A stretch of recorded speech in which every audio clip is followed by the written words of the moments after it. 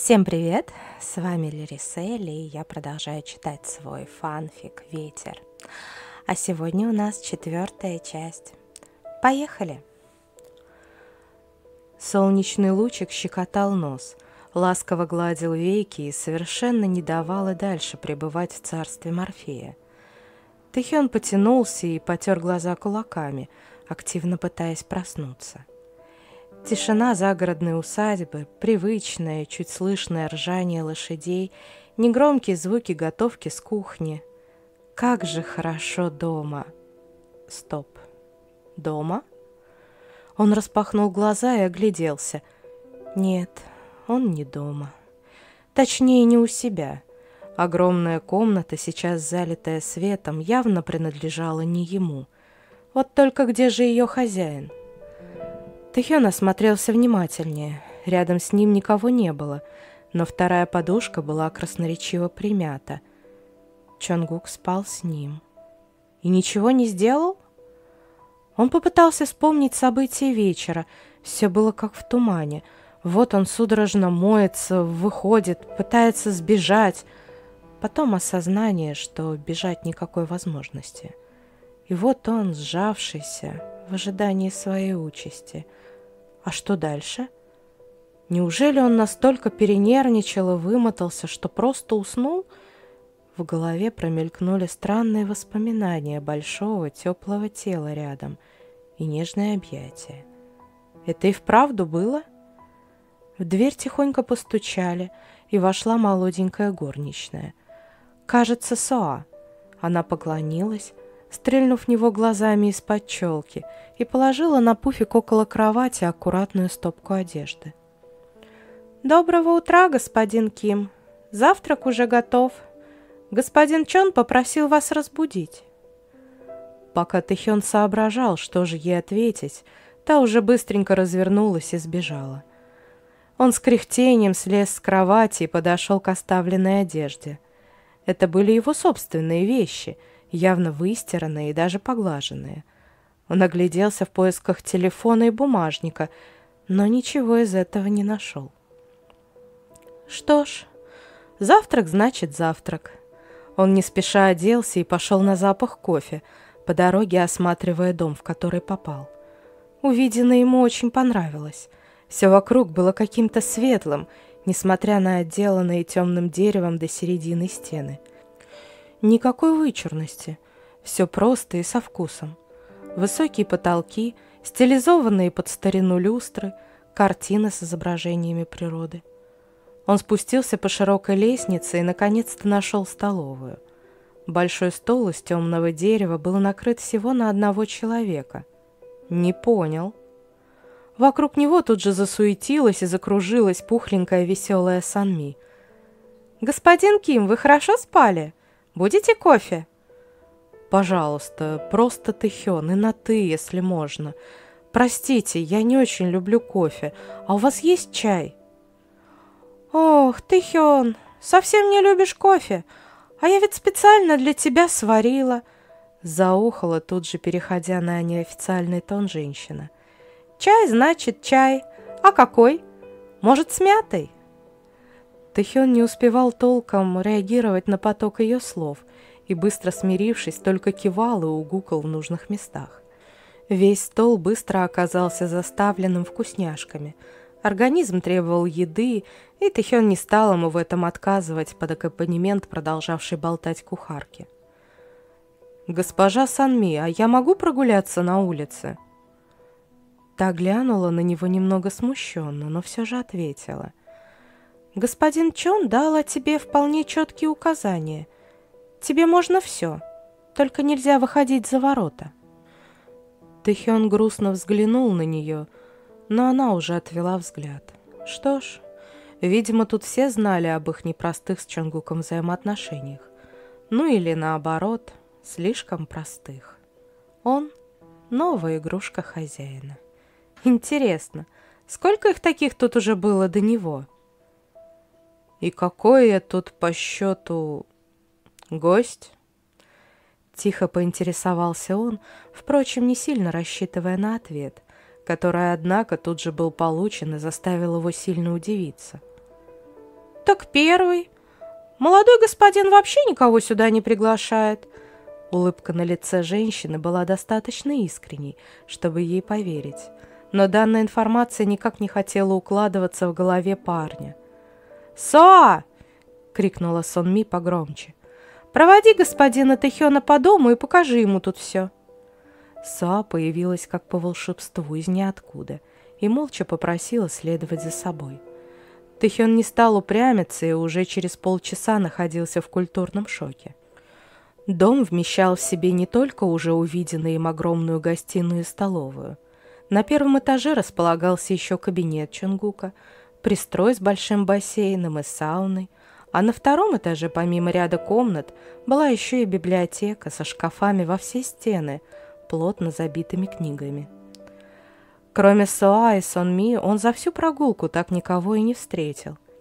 Изучив дом и отпустив любопытно поглядывающую на него горничную, явно готовую уже завалить его вопросами, Тэхён выбрал себе в библиотеке книгу о лошадях, там оказался целый шкаф с подобной литературой, и направился осматривать двор.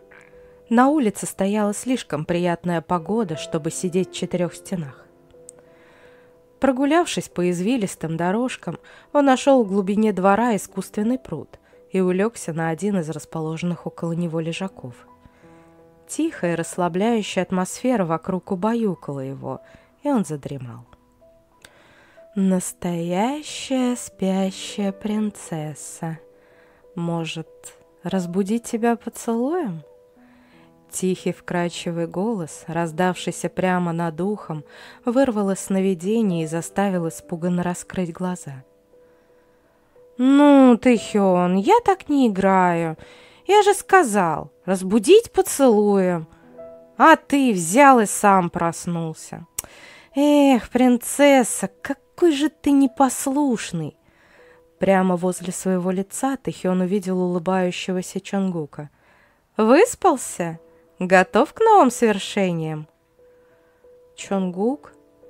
Его голос звучал хрипло со сна, глаза сонно моргали, и он по привычке потер их кулаком, не подозревая, насколько мило это выглядит.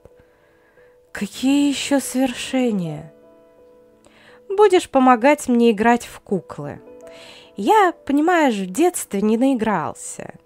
И раз уж у меня теперь в наличии такая красивая игрушка, то надо наверстывать. Так что поднимай свою красивую попку и погнали». Недоуменно хлопающего глазами Тэхёна ухватили за руку и потащили в сторону ворот. Он не то чтобы сопротивлялся, просто уже не знал, как реагировать на этого, который сначала намеками изводит, а потом ничего не делает. Ну, непотребного в смысле. Нет-нет, он совершенно не против, ему такого и так не нать, и за деньги не нать, но обещал же. А где? В задумчивости он уже привычно дал себя усадить в машину и поприветствовал занявшего место водителя Намджуна. Чонгук удобно развалился рядом и взял его за руку. «Что ты делаешь?» «Хочу, чтобы ты привык», — просто улыбнулся Чонгук. «Или ты уже в своей красивой голове меня в насильники записал?» «Нет, я ничего такого...» А ты помнишь, что у хороших мальчиков от вранья нос вырастает?» Тэхён смутился и зачем-то быстро скосил глаза на собственный нос. Только услышав рядом громкий смех, понял, насколько это было глупо, и опять уже привычно покраснел. Может и правда попросить Чона купить ему тоналку? Ну, сколько можно изображать цветом лица вареного рака? Купить. Точно. Надо выяснить один момент. Чонгук. Тэхён замялся. «О, ты таки помнишь, как меня зовут? Мне любопытно. А ты сам-то в курсе, что впервые позвал меня по имени?» «Тебе не нравится?» «Как раз наоборот. Называй меня только так. Хотя можешь еще придумать что-нибудь милое. Как насчет повелитель? Хозяин?» Нет. Ну, хотя бы просто папочка. Тоже нет. Ты, Хёни, будешь с таким энтузиазмом мотать головой, и она закружится. Чонгук рассмеялся, глядя на опять надувшего губы парня. Ну ладно, ладно, не сердись. Мне действительно приятно, когда ты зовешь меня по имени. Что ты хотел спросить? Тэхён помолчал, успокаиваясь и раздумывая, не устроить ли молчаливый бунт, но решил, что это можно сделать и позже. А сейчас необходимо все выяснить. Поэтому осторожно спросил. Мой телефон и кошелек. У меня есть только то, что сейчас на мне. Никаких вещей, не говоря уж о деньгах.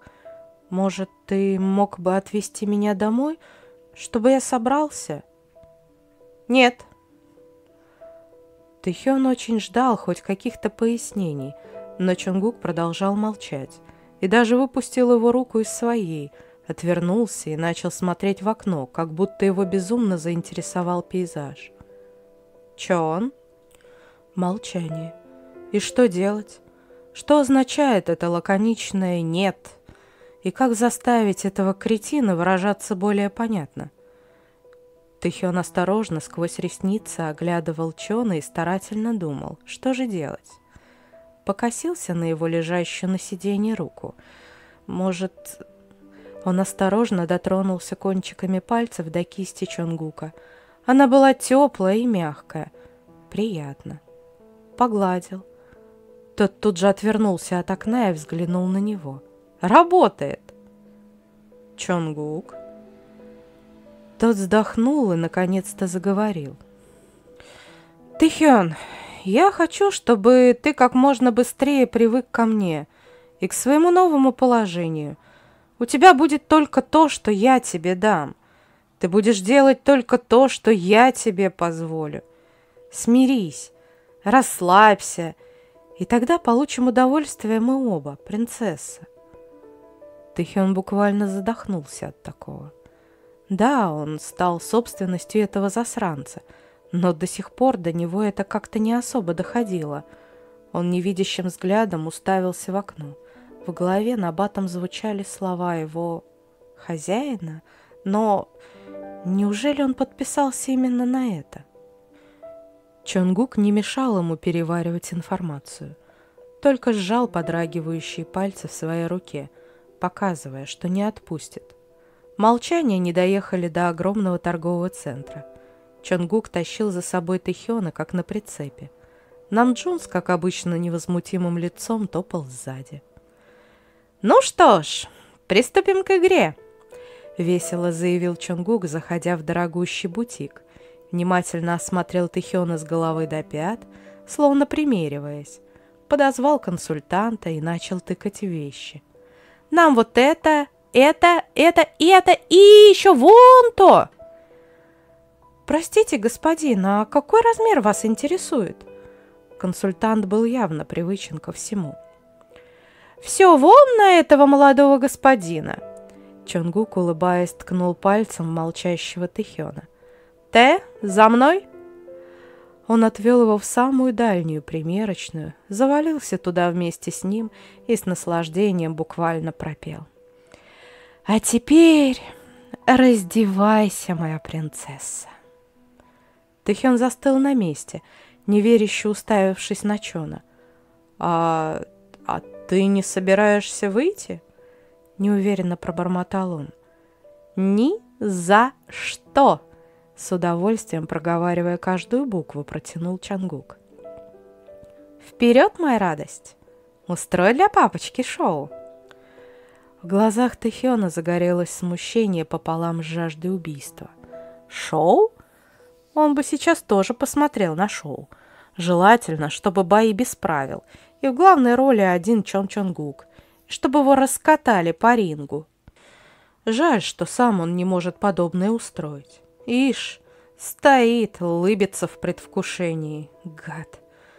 3 месяца, всего 3 месяца, и он будет свободен. Нужно просто немного потерпеть. Тэхён отвернулся и принялся медленно раздеваться, опустив глаза. Только услышав сзади тяжелое дыхание, он поднял взгляд и наткнулся на зеркало, в котором отражался Чон, с жадностью следящий за каждым движением его пальцев. «Черт, зеркало!» Как говорится, а я слона и не приметил. Тэхён судорожно прижал к груди уже скинутую рубашку. Вроде бы, они оба мужчины. Так чего особо стесняться? Он же все еще в белье. Но горящий, будто облизывающий его взгляд Чона, вызывал легкую дрожь. Ты бы знал, чего мне стоит просто смотреть, Тэ. Тот вздрогнул, обнаружив, что Чонгук стоит прямо за ним, слегка касаясь груди его спины. Это невыносимо. Я хочу касаться тебя. Я хочу вылизать каждый миллиметр твоей потрясающей карамельной кожи. Я хочу, чтобы ты дрожал в моих руках и ластился ко мне, как котенок, а не смотрел диким котом. Мурашки табуном пробежали от плеча до самых пяток, когда нос Чонгука все же уткнулся ему в загривок и нежно потер там кожу. «И я все получу, Тэ». Тон из бурчащего стал жестким, не давая ни единого шанса на сопротивление. «Отомри, принцесса, я еще подожду». Чонгук отошел от него и уселся на пуфик в углу. «Я сказал, отомри! Порадуй папочку еще немного». В дверь примерочной постучали, и Чонгук вышел за стопкой подобранной одежды, давая Тэхёну возможность немного прийти в себя. Вот и все на сегодня. Я очень надеюсь, что вам понравилось. Встретимся в следующей главе. Пока-пока!